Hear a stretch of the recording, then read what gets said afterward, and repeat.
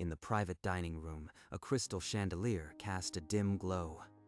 Isabella set the dessert plate down before the girl who hadn't shown her face in 3 years. You can't hide forever, you know? Beneath the black silk hood, Eloise's scarred hand flinched on the tablecloth. She sees me, but I can't look. Isabella caught the tremor, and something tightened in her chest. Without thinking, her fingers brushed the cuff of her sleeve. I know what it's like to hide. Isabella opened her mouth to say more, but the hooded figure remained still. The words died on her lips, the silence in the room pressed down like a held breath. But I am not giving up on you. That night, Isabella made a silent promise. Whatever it took, she would reach the girl who had forgotten how to look up. Earlier that day, Isabella had first walked through the iron gates of the Ashford estate, the mansion silent beneath a gray dawn. In the servants' kitchen, a maid pulled her aside and told her about the girl who never left her room. 3 years ago, a fire had torn through the east wing. Eloise was pulled from the flames, scarred. Her mother never made it out. That afternoon, Isabella found a framed photograph in the hallway, a little girl with bright eyes and an open smile, untouched by tragedy.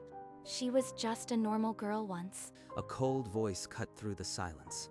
You are the new server. My daughter is not to be spoken to or even acknowledged. You will stay away from her. Yes, sir. His eyes held a deep grief beneath the command, but he turned and disappeared into the dim corridor. But I am not sure I can keep that promise. Weeks passed in the dark mansion. Isabella continued serving the girl, each night a silent ritual. The hood never lifted. The scarred hand never reached out, yet Isabella watched for any sign of the girl beneath the silk. One evening, clearing plates outside the study, she heard Alistair's voice through the thick door. The charity gala is in 1 month. You will attend, Eloise. It's time you stopped hiding from the world. No, I can't, Father. Please don't make me. Isabella froze. The terror in Eloise's voice was unmistakable. Later, Alistair summoned her to his study, his expression colder than ever. I assume you heard. If you encourage my daughter to defy me, you'll be dismissed. Her protection is my only concern. Yes, sir, but her protection is the last thing you are giving her. Alone in her small attic room, Isabella slowly unbuttoned the cuff of her left sleeve. I've hidden these scars for 10 years, but tonight, they remind me exactly who I am. A flashback, a small apartment kitchen 10 years ago.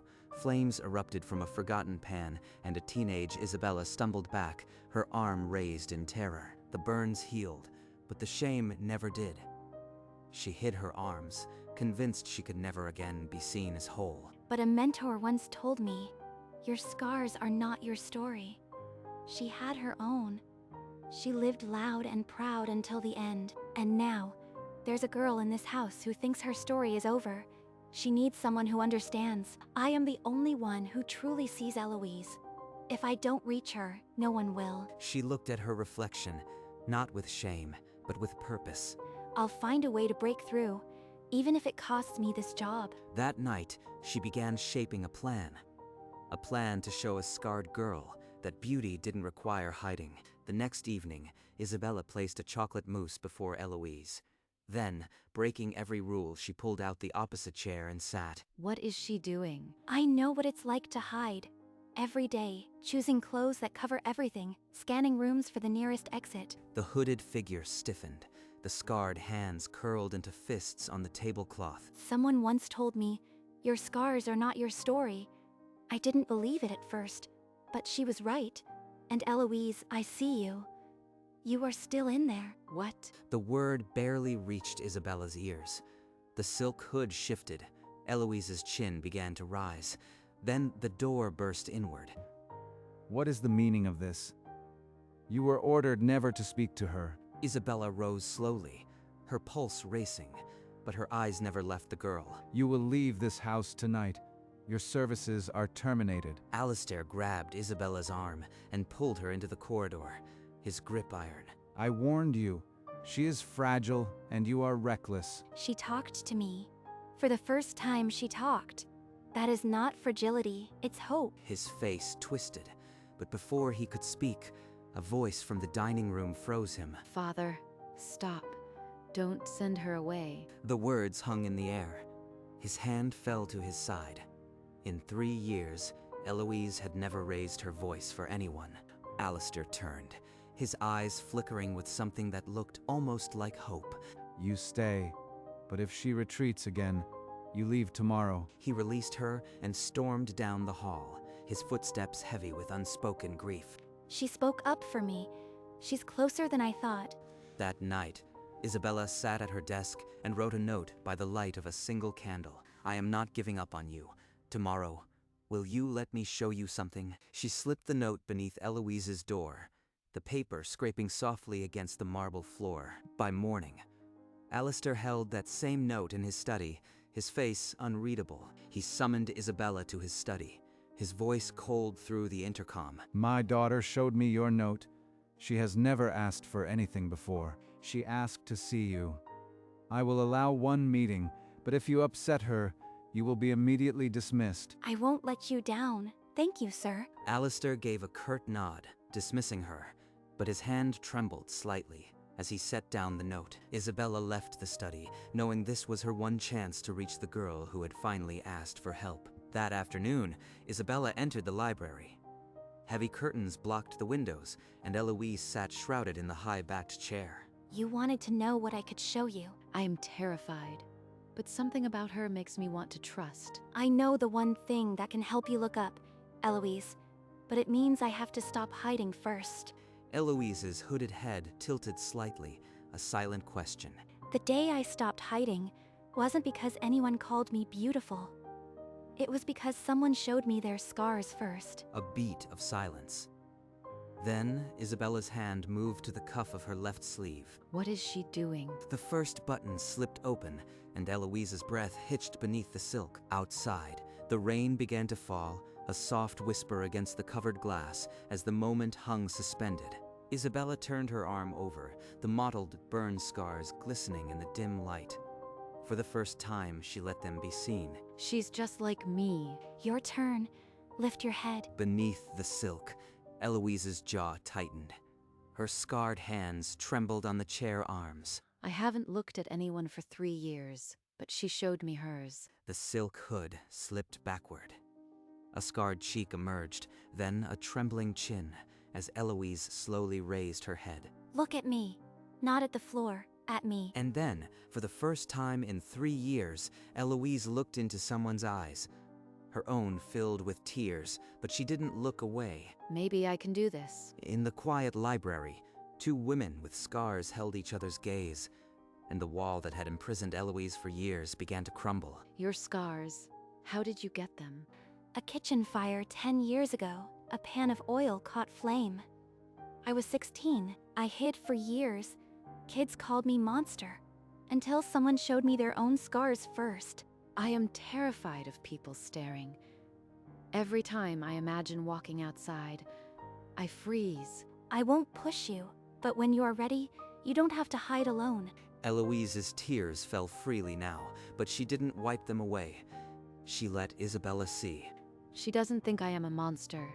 Maybe I am not. For the first time, Eloise reached out her scarred hand and touched Isabella's arm. We can do this together, one step at a time. In that dim library, a pact was made. Not to hide, but to be seen together. Alistair had been standing outside the library door, watching through the narrow crack. He hadn't meant to spy. Then, Eloise lifted her head, and he saw the scars he had buried in guilt for 3 years. His legs nearly gave out. She's so brave, and I've been keeping her in a tomb. The door creaked open. Alistair stepped inside, hand outstretched, tears already forming. Eloise, your face, please. Let me look at my daughter. But his shadow leaped forward first, and Eloise recoiled as if struck. Number, I can't let him see. Not yet. What if he's disgusted? She yanked the silk hood back over her head, her scarred hands trembling violently. Mr. Ashford, she's taken a huge step today. Please, don't push her now. She needs space. Alistair's outstretched hand fell. He stared at the shrouded figure, his face a mask of heartbreak, and the library fell silent again. Isabella found Alistair alone in his study, slumped in a leather chair, a photograph of his late wife clutched in his hand. I was late that night, working. I came home to flames and screams. I couldn't save her or protect Eloise. His voice cracked, years of guilt pouring into the silence. Your guilt is building a wall between you and your daughter. She doesn't need your shame. She needs you to see her without flinching. Alistair's shoulders shook. He had never spoken this to anyone. The charity gala. I forced her because I thought exposure might break the spell. Now I see I was only terrorizing her. Healing can't be forced, but the deadline is 2 weeks away. If we push, we'll lose all progress. Alistair nodded slowly, his jaw tight. For the first time, he seemed to see Isabella not as a threat, but as a lifeline. You have my blessing to continue, but I won't announce the event as cancelled. If she refuses to attend, we'll deal with the fallout. Isabella left the study, the ticking clock of the gala echoing in her mind. 2 weeks to bridge a chasm that had taken 3 years to form. Over the days that followed, Isabella walked beside Eloise through the overgrown garden. No hood now, just a light veil that fluttered in the autumn breeze. When the stairs come, I count to 4. Breathe in, hold, breathe out.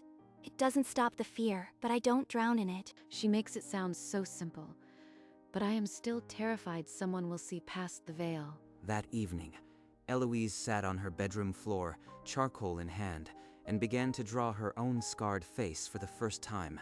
That's me. Not the monster I thought, but me. 3 days before the gala, Isabella sat before a small uncovered mirror and showed Eloise how to blend foundation over her scars. Not to hide them, but to own them. This doesn't erase you.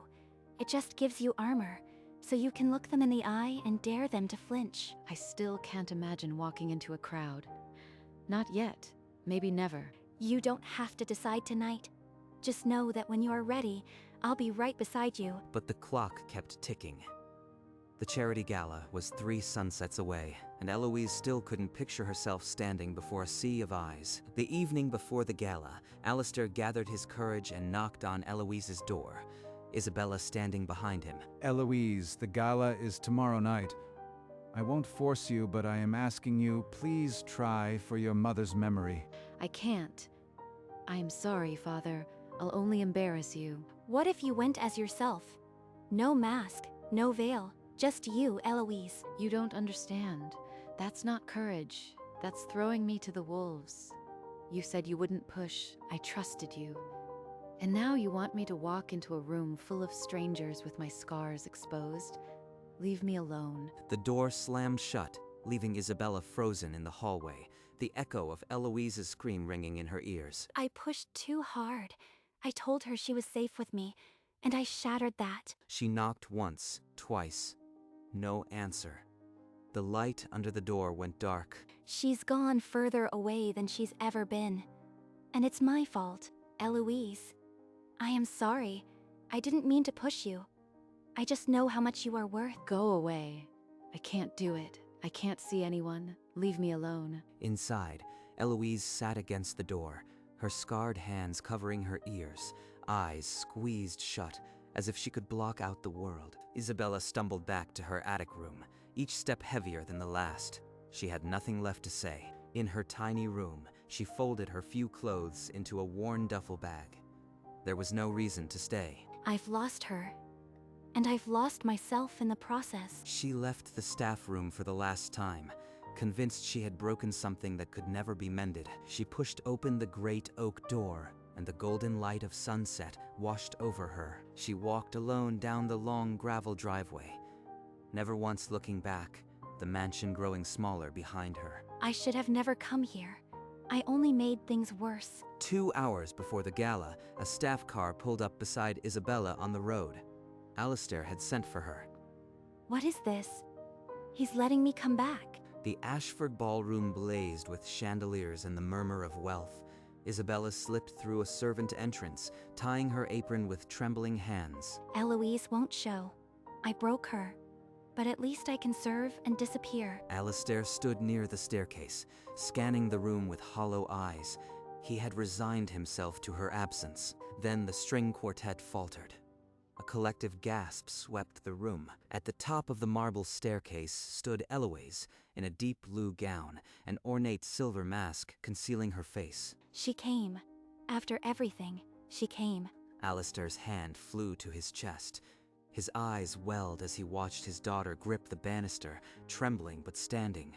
She's still hiding behind a mask, but she's here. That's enough for tonight. Eloise reached the bottom step, and a tuxedoed man nearby whispered to his companion, "Why wear a mask? We all know what she's hiding under there." Eloise's fingers clenched on the banister. Through the silver mask, her eyes went wide with fresh horror. They all know. They all see a monster. Without a sound, she spun and fled back up the stairs, the train of her gown whipping behind her. Isabella's tray hit the floor. She didn't pause. She sprinted for the servants' staircase, heart slamming. She took the steps two at a time, mind racing. She knew where Eloise would go, the dark back corridor. In the narrow service hall, the silver mask lay tilted on Eloise's hair, her scarred face bathed in the red glow of an exit sign. She was curled against the wall, sobbing. Eloise, I am here. I am not leaving you. They were right. I am a monster. I can never show my face. Number, you are no monster, but we are not going back like this. Not yet. Isabella reached up and gently lifted the silver mask from Eloise's hair, letting it clatter to the floor. You don't have to hide anymore. Not with me. Not ever. I'm ready. The two words hung in the red-lit air, fragile but unbreaking. Isabella took Eloise's scarred hand in hers and pulled her gently to her feet. Then, let's go show them who you really are. This is the hardest thing I've ever done. But I am not alone. They walked side by side, their footsteps echoing off the narrow walls, toward the golden light pouring from the ballroom doors. They'll stare. Some will whisper, but no one can take this moment from you. They reached the threshold, the murmur of the crowd just beyond. Eloise took a shaking breath and nodded. They stepped through the doorway onto the landing, the chandelier light swallowing them whole. The ballroom fell utterly silent. Every eye turned upward to the girl with the scars on her face. Eloise stood exposed beneath the chandeliers, but she did not lower her head.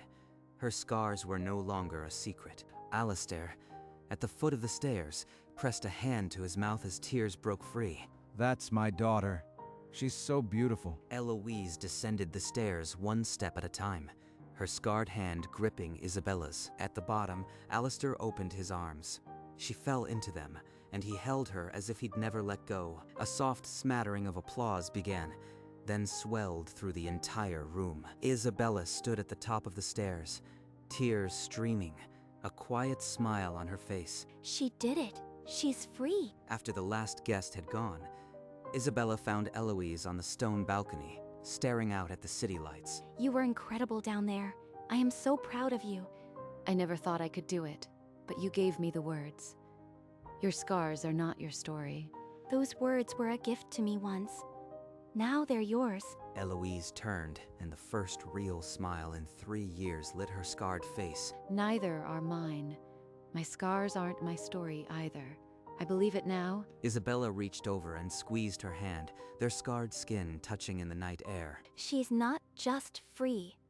She's at peace. The city skyline glittered before them, a silent witness to the quiet victory. Thank you for not letting go. Even when I pushed you away. Months later, in a sunlit cafe on the edge of the city, Eloise moved between tables with an apron and a smile. The scars on her face were visible, but no longer a weight. She wore them like anyone wears a story. A young girl at a table stared a moment too long. Eloise knelt beside her, eyes kind. Hi there. Do you know what kind of cake you'd like? Behind the espresso machine, Isabella watched, her sleeves rolled up, her own scars on full display. Look at her. She's the sun now.